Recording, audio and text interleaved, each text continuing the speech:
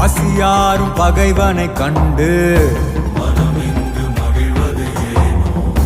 விழியோர காணல் கண்ணீரில் பொய்யும் மெய்யாகுதோ கரையில் தன் நிழலினை கொண்டு அறியாமையாலே மண்ணெங்கும் இன்பம் உண்டாகுதோ